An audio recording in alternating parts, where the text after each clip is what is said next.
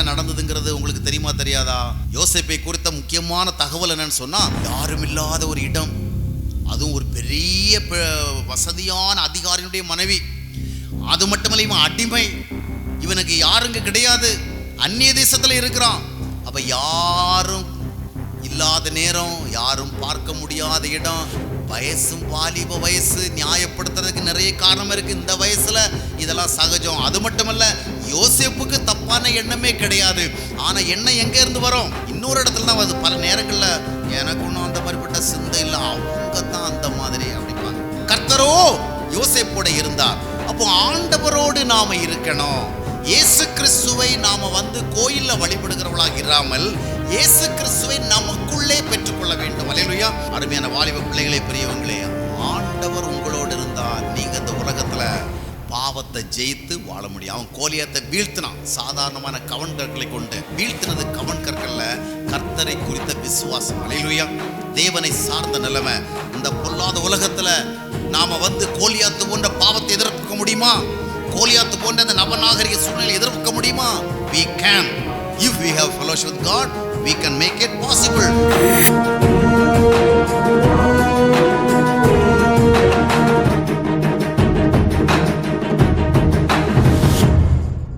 மீண்டுமாக உங்கள் அனைவரையும் ஆண்டவராய் இயேசு கிறிஸ்துவின் நாமத்திலே நான் மகிழ்ச்சியுடன் வாழ்த்துகிறேன். முந்தின பகுதியில் இயேசு கிறிஸ்து ஏன் நமக்கு வேண்டும், எதற்காக அவர் அவசியப்படுகிறார் என்பதை குறித்து நாம் பார்த்தோம். எல்லாம் ஞாபகம் வச்சிருக்கிறீங்களா? சரி, இயேசு கிறிஸ்துவை நம்ம நிறைய காரியங்களுக்காக அவர் நமக்கு வேண்டும்னு சொல்லலாம். ஆனால் மிக முக்கியமான காரணங்கள் என்னவென்பதை அறிந்து கொண்டால்தான் அது நமக்கு பெரிய ஆசீர்வாதம். எனவே இயேசு கிறிஸ்துவை மிக முக்கியமாக நாம் எதுக்கு வேணும் அப்படி சொல்லணும்னா, பாவம் செய்யாமல் தவிர்ப்பதற்கு மிக மிக கடினமான ஒரு உலகத்தில், மிக மிக கடினமான ஒரு காலத்தில் வாழ்கிறதுனால பாவம் செய்யாமல் நம்ம வாழ வைக்கிறதுக்கு இயேசு வேண்டும். அப்படி தானே? நோவாவின் காலத்தில் எல்லாரும் பாவம் செய்து தேவனுடைய கோபத்தை சம்பாதிச்சு அழிவுக்கு நேராக போனவையில் நோவா மட்டும் தேவனுக்கு சித்தமானதை செய்து வாழ்ந்தார். ஏன்னா நோவா தேவனோடு ஒரு தொடர்போடு இருந்த காரணத்தினால தேவன் அவரை பாதுகாத்து கொண்டார். அவர் மூலமாக ஒரு பெரிய திட்டத்தை நிறைவேற்றினார். அந்த மாதிரி நாம் இயேசு ஏன் வேண்டும் அப்படின்னா, இந்த பொல்லாத காலத்தில் வேதம் என்ன சொல்கிறது? பிலிப்பியர் 2:15 வாஸ்து பார்த்தீங்கன்னா, கோணலும் மாறுபாடுமான இந்த சந்ததி அப்படின்னா, அந்த சந்ததியை முற்றிலும் கோணல் மணலாக மாறுபாடு நிறைந்ததாக இருக்குது. இந்த சந்ததி நடுவில் நாம் அப்படியே இருந்துகிட்டு இருந்தோம்னு சொன்னால் அந்த சந்ததியை போல தான் நாமும் மாறிடும். அப்படி தானே? லோத்துனுடைய சந்ததி சோதம் குமாரா பட்டணத்துக்கு பக்கத்தில் போய் தங்கினதுனால கடைசியில் பார்த்திங்கன்னா லோத்தினுடைய பிள்ளைகள் அந்த சந்ததி இடத்துல என்ன கற்றுக்கொண்டாங்களோ அதனுடைய அடிப்படையில் தான் கடைசியில் முடிவெடுத்து ஒரு தவறான சந்ததியை உருவாக்குனாங்க. இதை நீங்கள் பைபிளில் சண்டே ஸ்கூல்லலாம் படிச்சிருப்பீங்க. அப்போது இந்த கோணலும் மாறுபாடுமான சந்ததி மத்தியில் நாம் சுடர் ஒளிகளாக பிரகாசிக்கணும்னா, அந்த மாதிரி நம்மளை பிரகாசிக்க வைக்கிறதுக்கு we need Christ, கிறிஸ்து வேண்டும். அப்போ முக்கியமாக இந்த வாலிப வயதில், இந்த சிறு வயதுகளில் ஆண்டவர் நம்மோட இருந்தால் தான் இந்த உலகத்தினுடைய பொல்லாத பாதிப்புகள்லேருந்து நம்ம பாதுகாத்து கொள்ள முடியும். ஏன்னா நம்ம எங்கே போனாலும் தவறு செய்வதற்கு நம்மளை தூண்டுறதான சூழல்கள் தான் அதிகமாக இருக்குது. எனவே அப்படிப்பட்ட ஒரு சூழலில் நாம் ஆண்டவரை உறுதியாக பற்றி கொள்ள அவசியப்படுகிறோம்.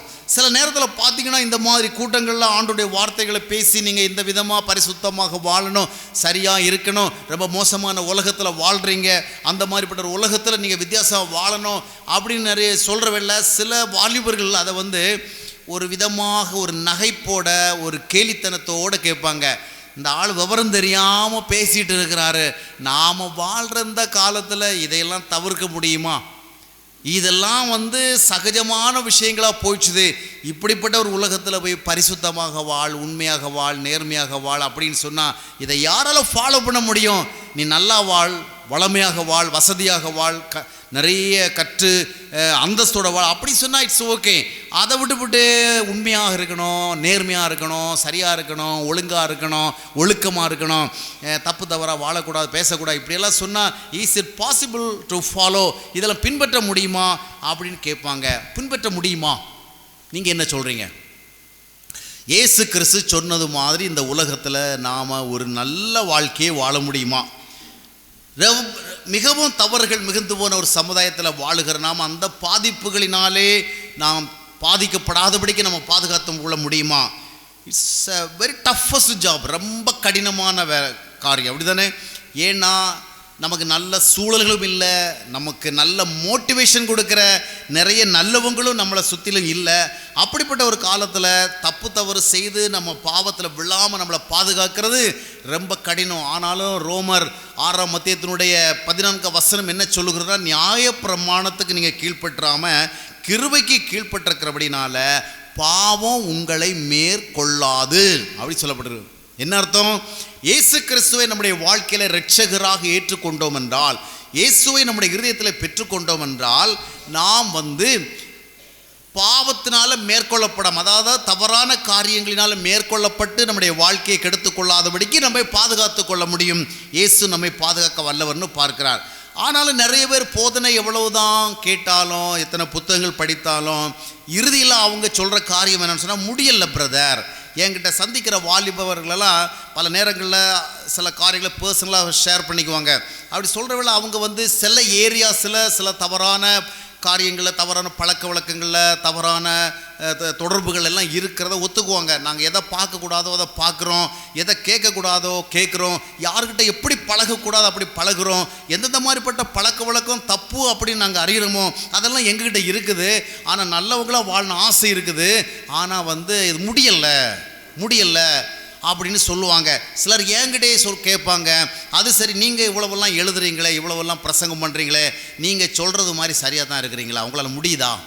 நீங்கள் நல்லா இருக்க முடியுதா? நல்லவங்களை வாழ முடியுதா? அப்படின்லாம் என்கிட்ட டைரெக்டாகவே நிறைய பேர் கேட்டிருக்கிறாங்க. ஏன் அப்படி கேட்குறாங்கன்னா, பரிசுத்தமாக வாழ முடியாது அப்படின்னு தான் நிறைய பேர் நினைக்கிறாங்க. கிறிஸ்தவங்களும் அப்படி தான் நினைக்கிறாங்க. பரிசுத்தத்தை பற்றி பேசுகிறவங்களும் பரிசுத்தமாக வாழ்கிறத பார்க்க முடியல, பரிசுத்தத்தை பற்றி கேட்குறவங்களும் வாழ்கிறத பார்க்க முடியல. அப்படிப்பட்ட ஒரு சூழலில் நம்ம எப்படி வாழ முடியும்? அந்த கேள்வி இருக்குது. ஆனால் பாருங்கள், நாம் பரிசுத்தமாக உலகத்தில் வாழ்கிறதுனா முதலாவது என்ன அப்படிங்கிறத புரிஞ்சுக்கணும். பரிசுத்தமாக வாழ்கிறதுனா நீங்கள் வழக்கமாக போடுறது மாதிரி சட்டை போடாமல் ரொம்ப தளதலாக போடணும். அது ஒயிட் அண்ட் ஒயிட்டு தான் என்ன செய்யணும்? போடணும். இல்லை ஜிப்பை மாதிரி போடணும். அப்புறம் நீங்கள் என்ன பண்ணணும்? ரொம்ப ரொம்ப சாதாரணமாக இருக்கணும். சாதாரணமான உடைகளை தான் உடுக்கணும், சாதாரணமான சாப்பாடை தான் சாப்பிடணும், சாதாரணமான இடத்துல தான் எடுக்கணும். இந்த மாதிரி தான் வாழ்கிறது பரிசுத்தம்னு நினைக்கிறாங்க. பரிசுத்தம்னா என்ன அர்த்தம்னு சொன்னால், அதாவது we must live with the divine difference, தெய்வீக வித்தியாசத்தோடு வாழ்கிறது. லேவியராகமம் 20ஆம் அத்தியாயத்தினுடைய 26, 27 வசனங்களை வாசித்து பார்த்தீங்கன்னா, நாம் பரிசுத்தராக இருக்கிறது மாதிரி நீங்களும் எனக்கேற்ற பரிசுத்தவான்களாக இருப்பீர்களாக, நீங்கள் எல்லாரும் என்னுடையவர்களாக இருக்கும்படியாக நான் உங்களை மற்ற ஜனங்களை விட்டு பிரித்தெடுத்தேன். இந்த சமுதாயத்தில் எல்லாரும் போகிற பாதையில் போகாமல் நாம் டிஃப்ரெண்ட்டாக இருக்கிறதா பரிசுத்தம், அப்படி தானே?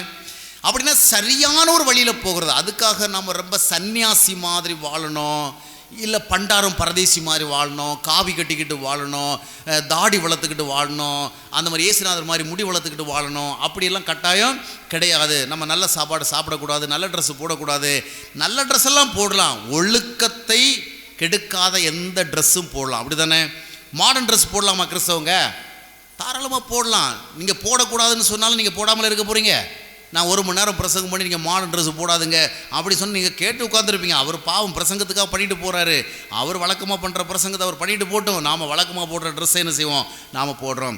மாடர்ன் ட்ரெஸ்ஸு போடுறோமா, இல்லை ஓல்டன் டேஸில் உள்ள ட்ரெஸ் போடுறோமா, இல்லை நாம் ரொம்ப அப்டேட்டட் ட்ரெஸ் போடுறோமா, இல்லை அவுடேட்டட் ட்ரெஸ் போடுறோமா, இதெல்லாம் முக்கியம் கிடையாது.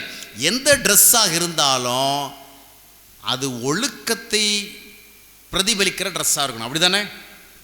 பொம்பளைங்களாக இருந்தாலும் ஆம்பளைங்களாக இருந்தாலும் சரி. சில ஆம்பளைங்களே பார்த்திங்கன்னா ஒழுக்கம் இல்லாமல் ட்ரெஸ்ஸு போடுறாங்க. எப்படின்னு சொன்னால், அவங்க கட்டி போட்டிருக்க பேண்ட்ஸு எப்போ கீழே விழ போதோ அப்படின்னு நினைக்கிற மாதிரி பேண்ட்ஸு போட்டிருக்காங்க. எனக்கு தெரியாமல் போச்சு இந்த மாதிரி ஒரு ட்ரெண்டு வந்தது. அப்போ நான் நினைப்பேன், இந்த ரோட்லெல்லாம் போகிறவள்ள அதை அப்படியே கீழே இறங்கி போயிட்டே இருக்கும். இவன் என்ன ஒரு கேர்லெஸ்ஸாக போயிட்டுருக்கானே, பேண்ட்ஸு ரொம்ப லூஸாக வாங்கிட்டான் போல இருக்குது, அளவில் ரெடிமேடு பேண்ட்ஸ் ஆச்சுது, ரொம்ப லூஸாக வாங்கிட்டு போல இருக்குது. ஏன்னா நான் வெளிநாடுகள் போகிறவங்கள நிறைய பொம்பளைங்களே கீழே விழுற மாதிரி போட்டு போகிறத பார்த்துருக்குறேன். ஆனால் இங்கே ஆம்பளைகள் இப்படி இந்த மாதிரி போடுறாங்களே. முன்னாடிலாம் நம்ம கிரிப்பாக தானே பெல்ட்டெல்லாம் போட்டு பண்ணியிருப்பாங்க, இப்போ பெல்ட்டும் போட மாட்டேங்கிறாங்க. அது பாட்டில் போயிட்டே இருக்குது, இன்னும் கொஞ்சம் நேரம் கீழே போயிடும் போல இருக்க அப்படின்னு பார்த்தா, அப்புறம் தான் எனக்கு விவரமே சொல்லி கொடுத்தாங்க. ஐயா, நீங்கள் பிரசங்கியாரம் மாறதுனால நிறைய விஷயம் தெரியாமல் இருக்கிறீங்க, பேண்ட்ஸே அப்படி தான் எங்கே வருது. அப்படி தான் வருது. அது கீழே இறங்கி போகிறது மாதிரி ஒரு தோற்றம் கொடுத்துட்டு ஆனால் ஃபுல்லாக இறங்கி போகாது, ஆனால் இங்கே பயப்படாதீங்க அப்படின்னு. அப்போ அதில் ஒரு ஒழுக்கம் இல்லை, அப்படி தானே? முன்னாடிலாம் பார்த்தீங்கன்னா கவ் பாய்ஸுன்னு சொல்லப்படுகிறதுனா ஆடு மாடு மேய்க்கிறவங்க தான் அந்த காலத்தில் என்ன பண்ணுவாங்கன்னா, ஒரு ட்ரெஸ்ஸை போட்டாங்கன்னா 3 மாதத்துக்கு கழட்ட மாட்டாங்க. ஏன்னா அவங்களுக்கு நிறைய ட்ரெஸ்ஸு எக்ஸ்ட்ரா மாற்றி போடுறதுக்கு இருக்காது. ஆடு மாடு மேய்ச்சிட்டு போகிறவங்க என்ன பண்ணுவாங்கன்னா, அதே ஜீன்ஸுன்னு சொல்லுவோம், அந்த பேண்ட்ஸை போட்டு ஹாட் ட்ரெஸ்ஸை போட்டு போவாங்க. அவங்க உட்காருவாங்க, எழும்புவாங்க, முழங்கால் படியை விடுவாங்க. அப்போ அந்தந்த இடங்கள்லாம் தேஞ்சி என்ன செய்யும், ஓட்டை விழுந்துடும், நூல் விழுந்துடும். இப்போ என்ன ஆகி போச்சுது, தெரியாதனமா என்ன இந்த ட்ரெஸ்ஸு போட்டு நூல் நூலாக தொங்குது, அதுவும் கொஞ்சம் இடம் கருப்பாக இருக்குது, கொஞ்சம் இடம் வெள்ளையாக இருக்குது. முன்னாடியெல்லாம் பார்த்தீங்கன்னா நாங்கள் எல்லாம் பள்ளிக்கூடத்தில் படிக்கிற வேளையில் எங்கள் ட்ரெஸ்ஸை எல்லாம் வந்து சில நேரத்தில் வந்து எங்கள் அம்மா வந்து அந்த டோபிட்டை கொடுத்து இதை நீ அடி வெள்ளாயில் வச்சு கொடுப்பாங்க. அடி வெள்ளாயின்னா அந்த பானையில் துணியை ஒரு விதமாக அவிப்பாங்க. அப்போ ஏன்னா நாங்கள் அந்த ட்ரெஸ்ஸை போட்டுவிட்டு ரொம்ப அழுக்காக்கிறதுனால அவங்க என்ன பண்ணுவாங்கன்னா, அது சாதாரணமாக துவைச்சா அழுக்கு போகாது, அதனால் அடி வெள்ளாயில் வச்சு துவைப்பாங்க.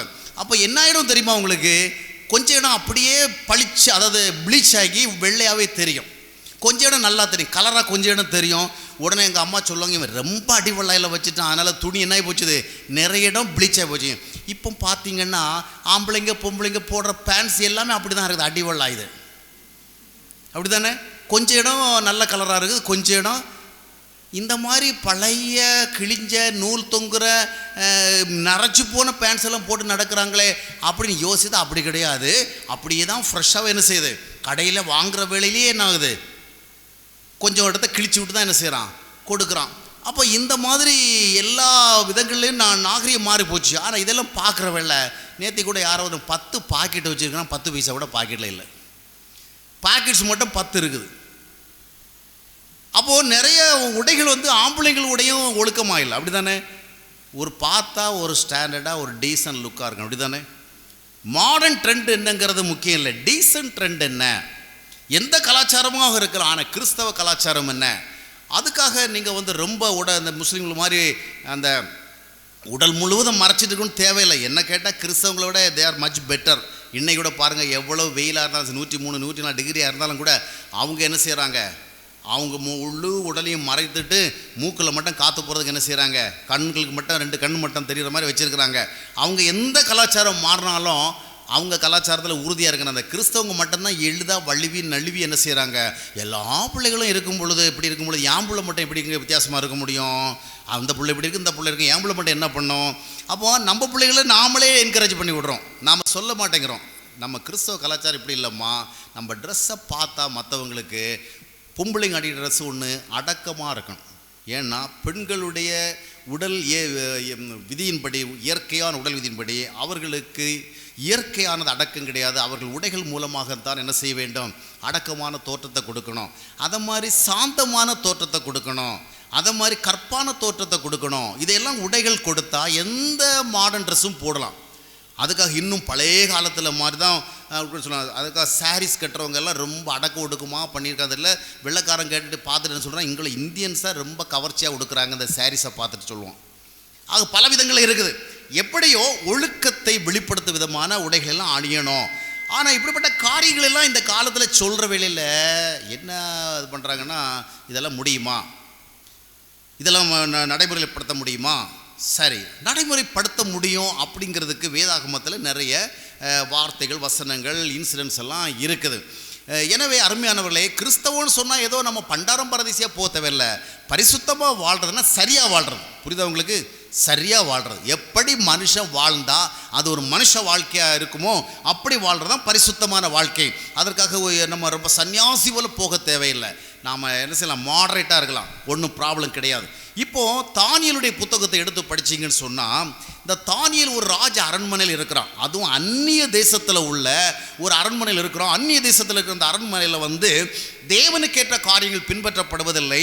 அவர்கள் வழிபடுகிற தெய்வங்களுடைய அந்த கலாச்சாரத்தின் அடிப்படையில் தான் காரியங்கள் பின்பற்றப்படுகிறது. அப்படிப்பட்ட ஒரு தேசத்தில் அந்த தானியேலுக்கு நல்ல ஒரு பதவி கிடைக்கும். என்ன பதவி தெரியுமா? அந்த கிங்டம் ஹாலில், அவங்க இந்த ராஜாவுடைய பேலஸில், ராஜாவுடைய ப்ரெசன்ஸில் வந்து நிற்கிறதுக்கான ஒரு பதவி. அதில் அறிவு நிறைய இருக்கணும், ஞானம் நிறைய இருக்கணும், அழகாக இருக்கணும். இந்த மாதிரிப்பட்ட ஒரு நல்ல பதவிக்காக டேனியல் வந்து ஹி வாஸ் செலக்டட். அப்போ அந்த பதவியை தக்க வைத்து கொள்றதுக்காக என்ன செய்யணுமோ அதை தானே டேனியல் செய்யணும். அதனால் ராஜா என்ன சொன்னான்னா, இவனுக்கு நல்ல ராஜ போஜனத்தை கொடுங்க, அந்த நல்ல ராயல் ஃபுட். ராஜாக்கள் சாப்பிட்றது மாதிரி நல்ல high quality, high tasty, high delicious food கொடுங்க அப்படின்னு சொன்னான். இது ஒரு நல்ல வாய்ப்பு, அப்படி தானே ராஜா அரண்மனை நல்ல சாப்பாடு சாப்பிட்றது. ஆனால் இந்த தானியேல் அப்படிப்பட்ட ஒரு சூழலை இருந்து கூட என்ன யோசித்தான்னு சொன்னால், நமக்கு ஏதோ ஒரு நல்ல பதவி கிடைத்திருக்கிற என்ற காரணத்திற்காக இந்த ராஜா கொடுக்குற ரொம்ப விலை உயர்ந்த ரிச் ஃபுட்டெல்லாம் சாப்பிட்டுட்டு நாம் தேவனுக்கு உகந்தவர்களாக இல்லாமல் போயிடக்கூடாது. அந்த சாப்பாட்டை சாப்பிட்டு கொளுத்து அதுக்கு பிறகு தெய்வீகமான ஒரு நம்பிக்கையோட வாழ்றதை விட்டுறக்கூடாதுன்னு சொல்லிட்டு என்ன பண்ணான்னா, அந்த சாப்பாடை யார் கொடுப்பான்னு அவங்ககிட்ட போய் சொன்னான், நீ எனக்கு வழக்கமாக எல்லாருக்கும் கொடுக்கறது மாதிரிப்பட்ட சாப்பாடை கொடுக்காத, நான் கேட்குற மாதிரி சாப்பாடை கொடு, எனக்கு நல்ல வெஜிடேரியன் கொடு, பருப்பு வகை, காய் வகை இதெல்லாம் கொடு, எனக்கு நீங்கள் சாப்பிட்ற மாதிரிப்பட்ட ரொம்ப ஹை குவாலிட்டி அந்த ரிச் ஃபுட்டெல்லாம் வேண்டாம், அந்த ரொம்ப மீட்டு வகைகளெல்லாம் வேண்டாம் அப்படி சொன்னான். உடனே அந்த அதுக்கு சம்பந்தப்பட்ட அதிகாரி என்ன சொன்னாலும், அட பாவி, இந்த மாதிரி சாப்பாடு கிடைக்கிறதே பெரிய விஷயம், ராஜா எவ்வளவு பெரிய மனசு வச்சு உனக்கு அந்த நல்ல சாப்பாடை கொடுக்க விரும்புகிறார், நீ அதை வேண்டான்னு சொல்கிறியே, அது கூட போகட்டும், நீ வேண்டான்னு விட்டுட்டு போ, நீ அந்த மாதிரி சாப்பாடை சாப்பிடாம நீ கேட்குற சாப்பாடை நான் உனக்கு கொடுத்து அதை நீ சாப்பிட்டா என்ன நடக்கும், நீ எலும்பும் தோலுமா மாறிடுவ, தொய்ந்து போயிடுவ, அப்புறம் நோஞ்சரா போயிடுவ.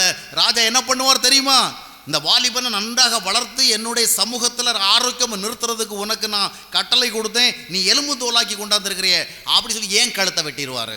அதனால் நீ கேட்குற மாதிரி உணவெல்லாம் நான் என்ன செய்ய முடியாது, கொடுக்க முடியாது. இப்போ நீங்கள் டேனியலுடைய இடத்துல இருந்தால் என்ன சொல்லுவீங்க? எனக்கு ஒன்றும் அந்த ராயல் ஃபுட்டு சாப்பிடணும் ஆசை கிடையாது, ராஜா சாப்பிட்ற மாதிரி எனக்கு ஒன்றும் சாப்பிட ஆசை கிடையாது. ஆனால் என்ன பண்ணுறது, அவங்ககிட்ட சொன்ன அவன் கேட்க மாட்டேங்கிறான்.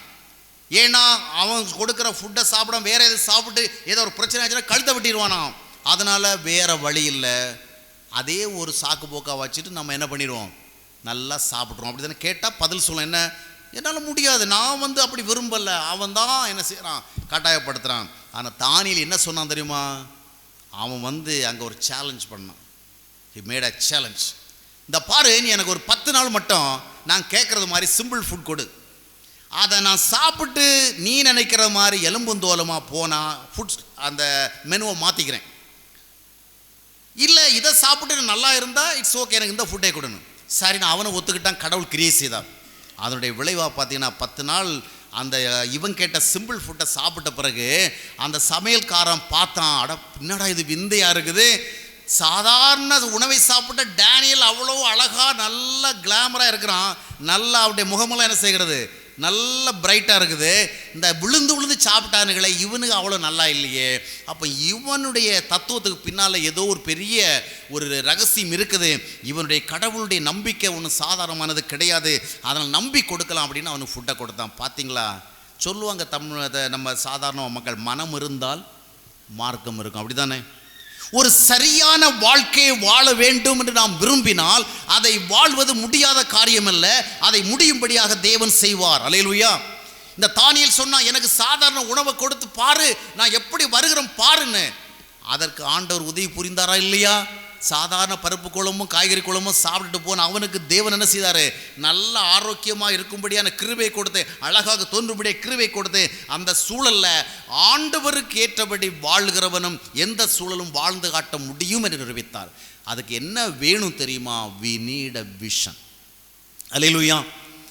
சிலர் சொல்லுவாங்க, பிரதர் எனக்கு சுகர்லாம் இருக்குது, அதனால் ஒன்றும் பண்ண முடியலை, ஏன்னா நான் பாஸ்டராக இருக்கிறேன், பார்த்தீங்களா நான் போகிற இடமெல்லாம் எனக்கு டீ கொடுக்குறாங்க, பாயாசம் கொடுக்குறாங்க, சாப்பாடு கொடுக்குறாங்க, சிக்கன் குழம்பு கொடுக்குறாங்க, பிரியாணி கொடுக்குறாங்க, நான் அன்பின் நிமித்தமாக வேண்டாம்னு சொன்னால் அவங்க தப்பாக நினச்சிக்குவாங்க, அதனால் இதையெல்லாம் சாப்பிட வேண்டியதாக இருக்குது, சுகரை கண்ட்ரோல் பண்ண முடியலை அப்படிம்பாங்க.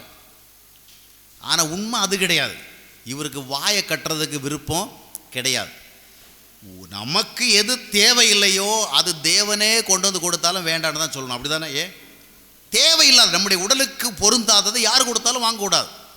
எனக்கு நான் வேலூரில் சாமியல் ஒரு ஐயா இருக்கிறாங்க, அந்த ஐயா ஒரு முறை என்கிட்ட சொல்கிறவள சொன்னார், நான் எந்த வீட்டுக்கு போனாலும் சரி, யார் எனக்கு என்ன ஆஃபர் பண்ணாலும் சரி, எனக்கு தேவையில்லாத பொருத்தம் இல்லாத உணவை நான் அக்செப்ட் பண்ண மாட்டேன். ஏன்னா எனக்கு சுகர் கம்ப்ளைண்ட் இருக்குது. அவர் இன்றைக்கும் நல்ல அவ்வளோ ஏஜ் ஆனாலும் கூட நல்லா மெயின்டைன் பண்ணுறார். அவருக்கு என்ன அந்த பிரின்சிபல் வச்சிருக்கிறார், எங்கே போனாலும் டெம்டாகி என்ன செய்யலை, எதையும் சாப்பிட்றதில்ல. அப்போ என்ன அர்த்தம்னா, நாம் ஒரு சரியான வாழ்க்கையை வாழணும்னு விரும்பினா நம்மால் முடியும். அல்லேலூயா. இந்த பொல்லாத உலகத்தில் நாம் அப்படிப்பட்ட ஒரு வாழ்க்கையை வாழணும்னா we need a vision. அல்லேலூயா. எல்லாம் கவனிக்கிறீங்களா? நான் சீக்கிரமாக செய்தி வேலையை முடிக்கப் போகிறேன். அதனால் நல்லா கவனிங்க. சரியாக வாழ வேண்டும் என்று விரும்புகிறவர்களை வாழ வைப்பதற்கு இயேசு கிறிஸ்து வல்லவராக இருக்கிறார். நாம் நியாயப்பிரமாணத்தை கீழ்ப்பற்றாமல் கிருபைக்கு கீழ்ப்பட்டிருக்கிறபடினால பாவம் நம்மை மேற்கொள்ள முடியும். அப்போ தானியேலை போல நமக்கு என்ன வேணும்? தானியேல் 1:8 வாஸ்து பார்த்தீங்கன்னா, எதனாலும் நான் தீட்டுப்படக்கூடாது, அதாவது என்னுடைய ஸ்டேட்டஸில் மாறக்கூடாது, தேவனுக்கு முன்பாக நான் எப்படி இருக்கணுமோ அப்படி இருக்கணும். அந்த கொள்கையில் உறுதியாக இருந்த பொழுது அவனுக்கு தேவன் உதவி செய்தார். அதனால தான் ஒரு நாள் சிங்க குகையில் போட்ட பிறகு கூட சிங்கம் கூட அவனை பாதிக்க முடியலை, அவனை சேதப்படுத்த முடியலை. ஆக நீங்கள் ஒரு தரிசனத்தோடு வாழுங்கள். இந்த வயதுகளில் நீங்கள் ஒரு தரிசனத்தை உருவாக்கி கொண்டாதான் அந்த தரிசனத்தை வாழ முடியும். இதையெல்லாம் விட்டு விட்டு உங்கள் வாழ்க்கையை வீணாக்கி விட்டு, உடலை வீணாக்கி விட்டு, மனதை வீணாக்கி விட்டு, குற்ற உணர்வுகளினால் உங்கள் மன அமைதி இழந்து விட்டு, அதுக்கு பிறகு நீங்கள் கொஞ்சம் வயசுக்கு பிறகு ஒரு தரிசனத்துக்கு வந்தாலும் அந்த தரிசனம் சரியாக செட் ஆகாது. அதனால தான் சிலர் 50 வயசு 60 வயசுக்கு பிறகு ஆண்டவருக்கு பிரியமாக வாழ விரும்பி வர்றாங்க. ஒன்றும் பண்ண முடியல, உபயோகமாக ஒன்றும் செய்ய முடியலை. உடலெல்லாம் நல்ல ஆரோக்கியமாக நல்லா ஏங்குற காலத்தில் மனம் போல் வாழ்ந்துட்டு அப்புறம் ரிட்டையர் ஆன பிறகு, வயசான பிறகு ஆண்டவருக்கு பிரியமாக வாழ வருவாங்க. அப்புறம் மூலம் ஜெபம் பண்ண முடியாது, உட்கார்ந்தா எழும்ப முடியாது, எழும்புனா உட்கார முடியாது, ரொம்ப நேரம் ஒன்றும் முடியாமல் போயிடும். அதனால வாலிப வயதில் உன் சிருஷ்டிகரை நினைன்னு பைபிள் சொல்லுது. அப்படி தானே? Remember your creator when you are young.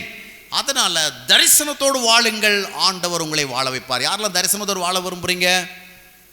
ஆனால் இந்த நேரத்தில் நாம் அறிந்து கொள்ள வேண்டிய காரியம் என்னவென்றால், ஒரு தரிசனத்தோடு வாழணும். இந்த உலகம் பொல்லாதது, சூழ்நிலை பொல்லாதது, மனிதர்கள் பொல்லாதவர்கள், நம்மை சுற்றிலும் இருக்கிற எல்லா காரியங்களும் பொல்லாத மாறிவிட்டது, தப்பித்து கொள்ள முடியாத சூழ்நிலை.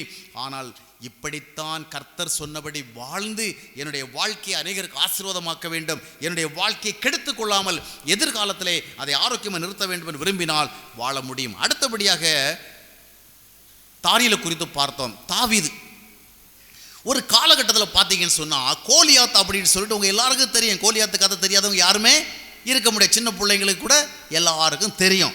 அப்போது அந்த கோலியாத்து ஒரு நாள் வந்து சவால் விட்டான், அந்த இஸ்ரவேலில் எவனாவது இருந்தால் வாங்கடா, வந்து சண்டை போடுங்கடா, சண்டை போட்டு என்ன ஜெயிச்சிட்டிங்கன்னு சொன்னால் எங்கள் நாட்டு பொம்பளைங்கள்லாம் உங்கள் வீட்டுக்கு வந்து வேலை செய்வாங்க, இல்லைன்னா உங்கள் நாட்டு பொம்பளைங்கள்லாம் என்ன செய்யணும், உங்கள் ஆட்களெல்லாம் எங்களுக்கு வந்து என்ன செய்யணும், வேலை செய்யணும் அப்படின்னு சொல்லிட்டு சவாலை விட்டான். அந்த சவாலில் கேட்ட உடனே அந்த சவுல் ராஜா இருக்கிறார் பாருங்க, 1 சாமுவேல் 17:11 வாஸ்து பார்க்கும் பொழுது அந்த சவாலை கேட்டோன்னா ரொம்ப பயந்து போயிட்டார்.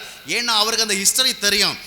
1 ராஜாக்கள் 17:33 வாஸ்து பார்க்கும்போது தாவீதுக்கு சவுல் சொல்லுவார், அவன் சின்ன வயசுலேயே யுத்த வீரன், அவன் சின்ன வயசுலதே சண்டை போட கற்றுக்கிட்டவன், அவனை நோபடி கேன் ஃபேஸ், யாரும் எதிர்கொள்ள முடியாது அப்படி சொல்லுவான். அந்த அளவுக்கு அவன் ரொம்ப ஒரு வலிமையானவன், ஒரு ஜெயிண்ட், ஒரு அரக்கன். அவன் வந்து சவால் விட்டவுடனே 1 சாமுவேல் 17:11 பார்க்கும்போது சவுல் பயந்து நடுங்கினான். ஆனால் இந்த தாவீது வந்து சொன்னான், ஏண்டா எல்லாரும் இந்த மாதிரி பயந்து பயந்து விழுறீங்க, இது என்னடா அவ்வளோ பெரிய மேட்டர், இந்த கோலியத்தை நம்ம வீழ்த்தலாம். 1 சாமுவேல் 17:26 வாஸ்து பார்க்கும் பொழுது நான் வீழ்த்தி காட்டுறேன், இட்ஸ் பாசிபிள். ஏன்னா நான் இதுக்கு முன்னாடியும் தேவன் எனக்கு உதவியாக இருந்தபடினால சிங்கத்தை வீழ்த்தி இருக்கிறேன், கரடியை வீழ்த்தி இருக்கிறேன், அதை மாதிரி இந்த கோலியாத்தை வீழ்த்த முடியும். ஆனால் இந்த மாதிரி தைரியமாக சொல்ல வேண்டியவன் யாரு? சவுல். சவுல் தான் ராஜா, அவர்கிட்ட தான் ஆர்மி இருக்குது, சோல்ஜர்ஸ் இருக்கிறாங்க, எல்லா விதமான வெப்பனரிஸும் அவன்கிட்ட தான் இருக்குது. ஆனால் எல்லாம் இருந்த பொழுதும் கூட அவனும் ஹி வாஸ் ட்ரம்பிள்ட், பயந்து நடுங்கினான். ஆனால் தாவீது ஒரு சாதாரண ஆடு மேய்க்கிறவன் தான். அவன் என்ன சொன்னான், நான் அவனை எதிர்கொள்ளுவேன், என் தேவனை அவன் எப்படி நிந்திக்கலாம், அவன் என் தேவனை எப்படி தூஷிக்கலாம், இவனை இப்படியே விட்டுவிட்டால் அவன் இந்த இஸ்ரவேல் தேசத்துக்கு எதிராக வந்து என் தேவனுக்கு அவகீர்த்தியை உருவாக்குவானே, ஐ won't allow it, நான் இதை விட மாட்டேன் அப்படி சொல்லிட்டு அவன் துணிதான். பார்த்தீங்கன்னா ஒரு சரியான வாழ்க்கை வாழ்கிறதுல ஒரு முனைப்பு வேணும், ஒரு சவால் விட்டு வாழ்கிற ஒரு அனுபவம் வேணும். சாதித்து காட்டுவேன். எப்போவுமே நாம் வந்து எல்லாரும் யோசிக்கிற மாதிரி யோசிக்கக்கூடாது, மாற்றி யோசிக்கணும் அப்படின்னு சொல்லுவாங்க. அப்படி தானே? ஒரு வித்தியாசமாக யோசிக்க பழகணும். அந்த சவுலும் எல்லாரும் ஒரு விதமாக யோசித்தவல்ல, இவனுக்கு he had a different thought. நம்மளால் முடியும். ஏன் முடியும்? நான் பெரியவன் அப்படிங்கிறதுனால அல்ல, எனக்கு ரொம்ப ஆற்றல் இருக்குது அப்படிங்கிறதுனால, என்னோட ஒரு பெரிய தேவன் இருக்கிறார். அதனால தான் கோலியாத்து இவனை பார்த்தோன்னே, ஏண்டா அவங்க நாட்டில் வேற எவனுமே கிடைக்கல, என்ன எதுக்கிறதுக்கு நீ என்னடா என்ன நாய் நினச்சிக்கிட்டியா, ஒரு குச்சை தூக்கிட்டு என்ன எதுக்கிற வந்திருக்கிறியே, நான் எப்படியாப்பட்ட ஆள் உனக்கு தெரியுமா? அப்போ அவன் தாவீது என்ன சொல்லுவானா, பாரு பாரு உனக்கு என்ன நடக்க போகுதுன்னு, இன்னைக்கு உன் கதையை முடிச்சு உன்னுடைய மாம்சத்தை ஆகாயத்தில் பறக்கிற பறவைகளுக்கெல்லாம் நான் கொடுக்க போகிறேன். அப்போ என்ன நடக்குன்னு சொன்னா, அப்படி நடக்கிற வேளையில் அவன் என்ன சொன்னான் தெரியுமா, இஸ்ரவேலில் வீரமிக்க ஒரு வாலிபன் உண்டு என்பதை எல்லோரும் அறிந்து கொள்வார்கள். எங்க வருது அந்த வசனம்? யாரா படிச்சிருக்கிறீங்களா? நான் இன்றைக்கு உன்னை வீழ்த்துவேன், அதனால உலகத்தில் உள்ளவங்க எல்லாம் கண்டுபிடிச்சுக்குவாங்க, இஸ்ரவேலில் வலிமையான ஒரு வாலிபன் இருக்கிறான். அப்படி தாவீது சொன்னது எங்க வருது? சரி, இப்போ நீங்கள் அதை தேடி கண்டுபிடிக்க வேண்டாம், வீட்டுக்கு போய் அந்த வசனம் எங்கே இருக்குன்னு தேடி கண்டுபிடிங்க. ஆனாலும் உங்களுக்கு ஒரு செய்தி, அப்படி ஒரு வசனம் இல்லை. அவன் என்ன சொன்னான்னா, இஸ்ரவேலில் இப்படி ஒரு வாலிபன் இருக்கிறான் அப்படின்னு எல்லாரும் கண்டுகொள்வானல்ல, இஸ்ரவேலில் ஒரு தேவன் இருக்கிறார், இஸ்ரவேலில் இருக்கிறவர் தான் வலிமையான தேவன், அவர் தான் உண்மையான தேவன் என்பதை எல்லோரும் அறிந்து கொள்வார்கள். அப்போ அவனுடைய நம்பிக்கை என்னன்னு சொன்னால் சுய நம்பிக்கை இல்லை, அவன் ஒரு செல்ஃப் டிபெண்டன்ட் கிடையாது, காட் டிபெண்டன்ட் பர்சனாலிட்டி. தேவனை சார்ந்திருந்தான். அவன் என்ன சொன்னான், இஸ்ரவேலில் ஒரு தேவன் இருக்கிறாரியா, எவனாலே முடியாமல் போகட்டும், சவுலால் முடியாமல் போகட்டும், ஆர்மியால் முடியாமல் போகட்டும், ஆனால் இந்த தேவனுடைய கிருபையினால் என்னால் முடியும். ஆம், அருமையான சகோதரர்களே, அருமையான வாலிப பிள்ளைகளே, பெரியவங்களே, ஆண்டவர் உங்களோடு இருந்தால் நீங்கள் இந்த உலகத்தில் பாவத்தை ஜெயித்து வாழ முடியும். அவன் கோலியாத்தை வீழ்த்தினான், சாதாரணமான கவன் கற்களை கொண்டு வீழ்த்தினது. கவன் கற்களில் கர்த்தரை குறித்த விசுவாசம். அல்லேலூயா. தேவனை சார்ந்த நிலைமை. இந்த பொல்லாத உலகத்தில் நாம் கோலியாத்து போன்ற பாவத்தை எதிர்க்க முடியுமா? கோலியாத்து போன்ற அந்த நவநாகரிக சூழ்நிலை எதிர்க்க முடியுமா? we can, if we have fellowship with God, we can make it possible. நாம் இதை முடிக்க முடியும், சாதித்து காட்ட முடியும். எனவே தாவீதை போல நாம் யோசிக்கணும். சவுலால முடியலையே, ஒரு ராஜாவாலே முடியலையே, என்னால் முடியுமா? இன்னைக்கு நிறைய பேர் என்ன சொல்கிறாங்க, எவ்வளோ பெரிய பெரிய ஆட்களாலே முடியலையே, பெரிய பெரிய ஊழியக்காரங்க கூட இன்னைக்கு கீழே விழுந்துட்டு இருக்கிறாங்க, நாங்கள் சாதாரணமான ஆட்கள் என்ன செய்ய முடியும்? யாரால் முடியுதோ முடியலைங்கிறது கதை கிடையாது. நாம் கர்த்தரோடு இருந்தோம்னு சொன்னால் முடியும். அது மட்டுமல்ல, நாம் ஒரு சரியான வாழ்க்கையை வாழணும்னா அதுக்கு என்ன வேணும்னா, we need God's fellowship. இதை நாம் ஏதோ போதனை கேட்டதுனால போய் அப்படியே சாதிச்சிட முடியாது. இப்போ யோசேப்பு காலத்தில் என்ன நடந்ததுங்கிறது உங்களுக்கு தெரியுமா தெரியாதா? யோசேப்பை குறித்த முக்கியமான தகவல் என்னன்னு சொன்னால், ஆதியாகமம் 39ஆம் அத்தியாயத்தை வாஸ்து பார்த்தீங்கன்னு சொன்னால், அவன் வாலிபனாக இருந்த ஒரு காலகட்டத்தில் அவன் தங்கியிருந்த வீட்டில் உள்ள பெண்மணி அவனை தவறான ஒரு வாழ்க்கை முறைக்கு அழைத்தாள். அப்படி தானே, ஒரு ஆசை காட்டி அழைத்தாள். ஆனால் அதை அவன் மேற்கொண்டான், அவன் இசைந்து போகலை. நாம் அதெல்லாம் படிக்கிறோம், ஆனால் அது எவ்வளோ கடினமான விஷயம். அப்படி தானே, யோசேப்பு ஜெயித்தான். ஆனால் இன்றைக்கி நம்ம ஜெயிப்போமா? யாரும் இல்லாத ஒரு இடம், அதுவும் ஒரு பெரிய வசதியான அதிகாரியினுடைய மனைவி, அது மட்டுமல்ல இவன் அடிமை, இவனுக்கு யாருங்க கிடையாது, அந்நிய தேசத்தில் இருக்கிறான். அப்போ யாரும் இல்லாத நேரம், யாரும் பார்க்க முடியாத இடம், வயசும் வாலிப வயசு, நியாயப்படுத்துறதுக்கு நிறைய காரணம் இருக்குது. இந்த வயசில் இதெல்லாம் சகஜம். அது மட்டுமல்ல, யோசேப்புக்கு தப்பான எண்ணமே கிடையாது. ஆனால் எண்ணம் எங்கேருந்து வந்தது இன்னொரு இடத்துல தான் வருது. பல நேரங்களில் எனக்கு ஒன்றும் அந்த மாதிரிப்பட்ட சிந்தை இல்லை, அவங்க தான் அந்த மாதிரி அப்படிம்பாங்க. அருமையாலே தவறான எண்ணம் என்பது நம்மிடத்திலிருந்தும் வரும், இல்லை என்றால் நம்மை தாக்கும்படியாக இன்னொரு இடத்துலேருந்தும் வரும். தவறானது நம்மிடத்திலிருந்து வந்தாலும் எதிர்க்க வேண்டும், வேறு ஒருவரிடத்திலிருந்து நம்மை நோக்கி வந்தாலும் என்ன செய்ய வேண்டும்? எதிர்க்க வேண்டும். யோசேப்பு அந்த காரியத்தில் தான் ஜெயித்தான். பாருங்கள், நியாயப்படுத்துறதா இருந்தால் சரி ஒருவேளை யோசேப்பு அதை தப்பு பண்ணியிருந்தா கூட அதுக்கு பிறகு அதை கேள்விப்படுறவங்க என்ன சொல்லுவாங்க, அவன் பாவம் என்ன பண்ணான், வாலிப வயசில் இருக்கிற பையன், அவன் என்ன பண்ணான், யாரும் அவன் கூட இல்லை, ஒரு லோன்லினஸோடு இருந்தான், அதனால தான் கொஞ்சம் ஸ்லிப் ஆகிட்டான். இல்லைன்னா என்ன சொல்லலாம், என்ன செய்கிறது, அந்த அம்மா தானே தப்பு பண்ணாங்க, அவன் என்ன தப்பு பண்ணான், அவன் என்ன பண்ண முடியும், அவன் எதிர்த்து நிற்க முடியுமா? அதிகாரியுடைய மனைவி எதிர்த்துன்னா அவனுக்கு ஆபத்து தானே வரும். அதனால் இது ஒன்றும் தப்பு கிடையாது. இந்த உலகத்தில் யார் தான் இந்த தப்பை செய்யலை, எல்லாரும் இதை மாதிரி தானே செய்கிறாங்க, அப்படியெல்லாம் நியாயப்படலாம். ஆனால் யோசேப்பு என்ன சொன்னான்னா, ஆதியாகமம் 39ஆம் அத்தியாயத்தோட 9ஆம் வசனத்தில், நான் என்னுடைய தேவனுக்கு பயப்படாமல் இவ்வளோ பெரிய பொல்லாப்பை செய்கிறது. ஒரு பொண்ணு தப்பாக ஒரு பையன்கிட்ட பழகிட்டு இருக்குது, காலேஜுக்கு போன பொண்ணு, அவங்க அம்மா அப்பா கேள்விப்பட ஆரம்பிக்கிறான். ஐயோ, உன்னை இவ்வளவு நல்ல பிள்ளையாக வளர்த்தோமே, இவ்வளவுலாம் சொல்லி வளர்த்தோமே, இவ்வளவு ஆசையாக வளர்த்தோமே, கடைசியில் நீ இந்த மாதிரி ஒரு மிக மோசமான பையன்கிட்ட போய் சிக்கிக்கிட்டியே. அவன் நல்ல பையனாக இருந்தால் கூட பரவாயில்லையே, அவனே ஊர் முழுசும் கெட்ட பேர் சம்பாதிச்ச பையனாச்சே, அவங்ககிட்ட போய் பழகிட்டேனா. அந்த பொண்ணு ஒரே வார்த்தையில் பதில் சொல்லிச்சு. என்னன்னா, ஆமாம், உலகத்தில் யாரும் செய்யாத தப்பை நான் செஞ்சிட்டேன், உங்களுக்கு ரொம்ப கஷ்டமாக போச்சு. ஏம்மா, உனக்கு இது பெருசாக தப்பாக தரலையா? உங்களுக்கு எல்லாமே தப்பாக தான் தெரியும், இப்போ வேறு யாருங்க இது தப்பாக தெரியலை. இந்த மாதிரி தப்பு நீ பண்ணலாமாம்மா? எனக்கு பிடிச்சிருக்குது, நான் பண்ணேன், அவ்வளோதான், முடிஞ்சு போச்சு. இதுதான் இன்றைய சொசைட்டி. அந்த காலத்தில் பிள்ளைங்க தப்பு பண்ணால், ஏன்டா அந்த மாதிரி தப்பு பண்ண அப்படின்னா அவன் என்ன செய்வான்? முழின்னு முழிச்சிட்டு நிற்பான், தப்பு பண்ணிட்ட ஃபீலிங்கோட. ஏம்மா நீ இந்த மாதிரி போய் தப்பு பண்ண? அது எப்படியோ தெரியாமல் தப்பு பண்ணிட்டேன் அப்படிங்க. இப்போ அப்படி கிடையாது, எல்லாம் தெரிஞ்சு தான் தப்பு பண்ணேன், உங்களுக்கு வேணும்னா அக்செப்ட் பண்ணிங்க, வேணான்னா சொல்லுங்க, எனக்கு பிடிச்சிருக்கு, அவ்வளோதான். உங்களுக்கு தப்பாக தெரியுது, எங்களுக்கு சரியாக தெரியுது.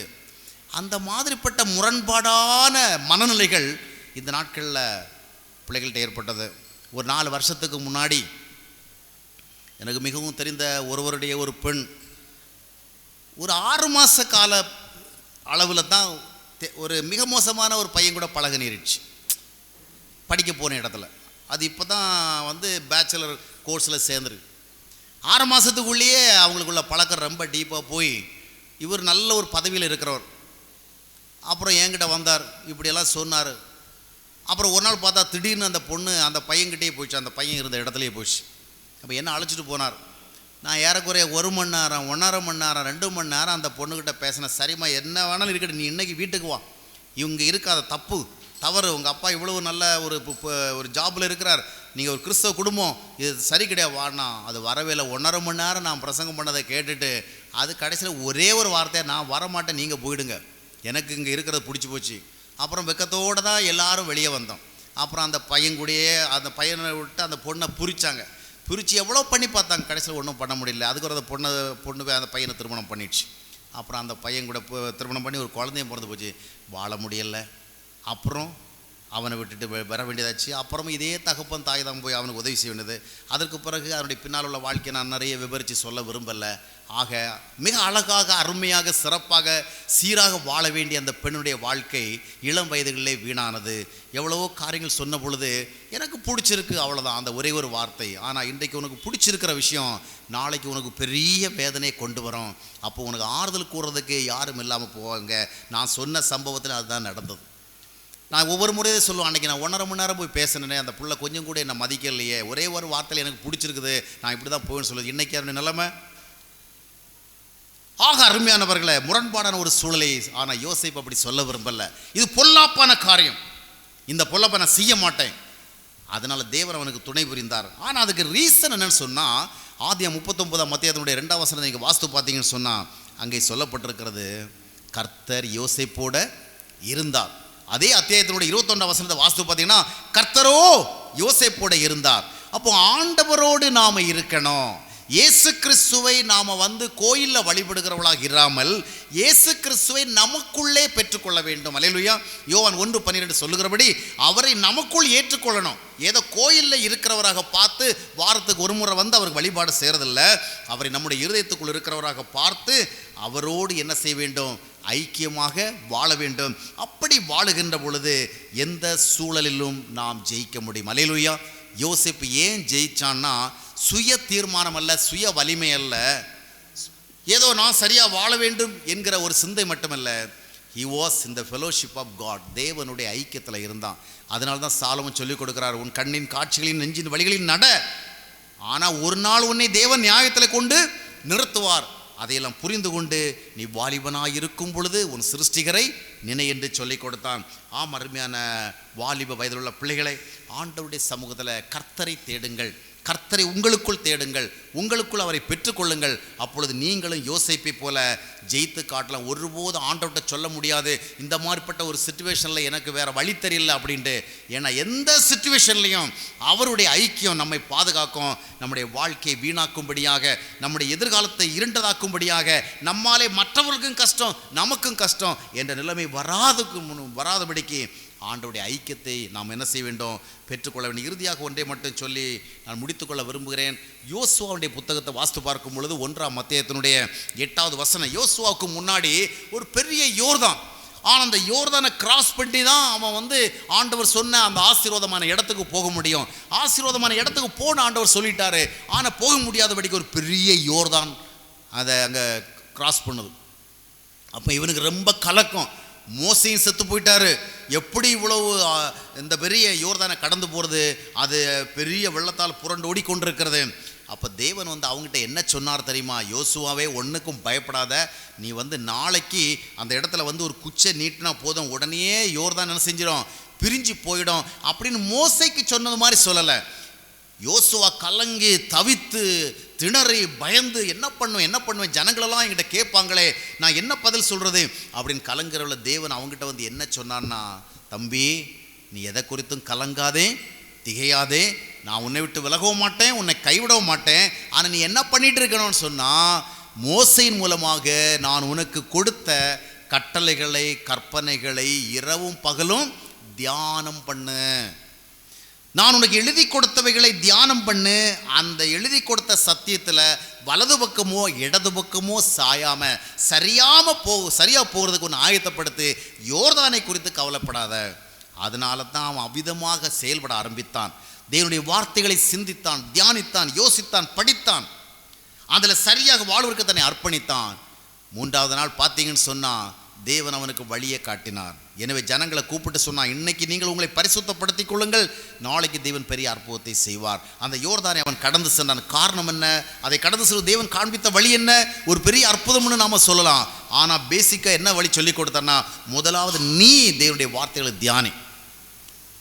சங்கீதம் 1 வாசித்து பார்க்கும் பொழுது கூட, துன்மார்க்கருடைய ஆலோசனைப்படி நடவாமலும், பாவிகளுடைய வழிகளிலே நில்லாமலும், பரிகாசக்காரர் உட்காரும் இடங்களில் உட்காராமலும், கர்த்தருடைய வேதத்தின் மேல் பிரியமாக இருந்து இரவும் பகலும் தியானமாக இருக்கிற மனுஷன் பாக்கியம். 5 நிமிஷம் கேப்பு கிடைச்சாலும் உடனே மொபைலில் எடுத்து பார்க்குற ஒரு கலாச்சாரம் தான் என்னை பரவிட்டு இருக்கு. அப்படின்னா பெரியவங்களும் சின்னவங்களும் ஒரு 5 மினிட்ஸ், ஒரு பஸ் ஸ்டாண்டில் ஒரு பஸ்ஸுக்கு 5 நிமிஷம் வெயிட் பண்ணால் அந்த 5 நிமிஷத்தில் கூட மொபைலில் என்ன வந்திருக்கு அப்படி தான் பார்க்குறான். வீட்டுக்கு போனதும் போகாதுமா வாட்ஸ்அப்பில் ஃபேஸ்புக்கில் இந்த தொடர்புகளே இருக்கிறதுனால இது எல்லாம் நம்முடைய மனதை என்ன செய்கிறது, கரப்ட் பண்ணுகிறது. மொபைல் ஃபோன், டிவி, இன்டர்நெட், இந்த மாதிரிப்பட்ட எல்லாம் இந்த மாடர்ன் டேஸ் டிவைசஸும் நம்முடைய வாழ்க்கையை நாசமாக்கி கொண்டிருக்கிறது. ஆனால் வேதம் என்ன சொல்கிறது? ஆண்டவருடைய வார்த்தை என்ன செய்யணும்? தியானிக்கணும். ஒவ்வொரு நாளும் எவ்வளோ பைபிள் படிக்கிறீங்க, எவ்வளோ நேரம் ஆண்டவருடைய சமூகத்தில் ஜெபம் பண்ணுறீங்க. நீங்கள் ஜெபம் பண்ணாமல், பைபிள் படிக்காமல், உங்கள் அம்மா அப்பா கிட்ட சொல்லி எனக்காக ஜெபம் பண்ணுங்க எக்ஸாமில் பாஸ் பண்ணுறதுக்கு அப்படின்னு சொன்னால், உங்கள் அம்மா அப்பா ஜெபத்தை எல்லாம் கேட்டுட்டு ஆண்டவர் செயல்பட மாட்டார். உங்கள் ஜெபத்தை கேட்டு தான் என்ன செய்வார்? செயல்படுவார். சரியா? நீங்கள் பைபிளை படிக்கணும், பைபிளில் என்ன எழுதியிருக்குன்னு சிந்திக்கணும். அந்த மாதிரி சிந்திக்கிற வேளை தான் உங்கள் வாழ்க்கையில் நீங்கள் பரிசுத்தமாக வாழ்வதற்கான தூண்டுதலும் ஆற்றலும் வரும். ஆண்டவர் உங்களை எல்லா சூழ்நிலையிலும் பரிசுத்தமாக வாழ வைக்க வல்லவராக இருக்கிறார். அந்த யோர்தானை அவன் கடந்து சென்றான். நாமும் இந்த பாவம் என்கிற யோர்தானை, இந்த பொல்லாத உலகத்தினுடைய தீங்கான காரியங்கள் என்ற யோர்தானை நாமும் கடந்து செல்ல முடியும். எப்பொழுது? பைபிளை நாம் படிக்கணும், சிந்திக்கணும், அதன்படி வாழ்வதற்கு நம்ம ஒப்புக் கொடுக்கணும், அதற்கு தேவையான தேவ கிருபைகளை கேட்கணும். எல்லாவற்றுக்கும் மேலாக ஆண்டவருக்கு நம்மை பரிபூர்ணமாக ஒப்பு கொடுத்து, ஆண்டவரே நீர் எனக்குள்ளே வாரம், நீர் எனக்கு வெளியே இருக்கக்கூடாது, எனக்கு உள்ள வாரம், நான் மனம் திரும்பி ரட்சிக்கப்பட்டு உம்முடைய பிள்ளையாக மாறணும், எனக்கு உதவி செய்யணும். நாம் ஜெபம் பண்ணணும். அப்போது தானியேலை போல தரிசனத்தோடு வாழ்ந்தால் இந்த பாவ உலகத்தை நாம் ஜெயிக்கலாம். அப்போ தாவீதை போல தேவனை சார்ந்த விசுவாசத்தோடு சாதித்து காட்ட முன்வந்தால் இந்த பாவ உலகத்தை நாம் ஜெயிக்கலாம். யோசேப்பை போல தேவ ஐக்கியத்தோடு வாழ்ந்தால் பாவ உலகத்தை ஜெயிக்கலாம். யோசுவாவை போல தேவனுடைய வார்த்தைகளை தினமும் தியானித்து அதன்படி நடப்பதற்கு நம்மை அர்ப்பணித்தால் இந்த பாவ உலகம் நம்மை மேற்கொள்ளாது, நம்முடைய வாழ்வை கரைப்படுத்தாது, குற்ற உணர்வுகள் இல்லை, சமாதான உணர்வுகள் இல்லை, எதிர்காலம் ஆசீர்வாதமாக இருக்கும். கர்த்தர் நம்மை ஆசீர்வதிப்பார், உயர்த்துவார். கண்களை மூடி ஜெபிப்போமா?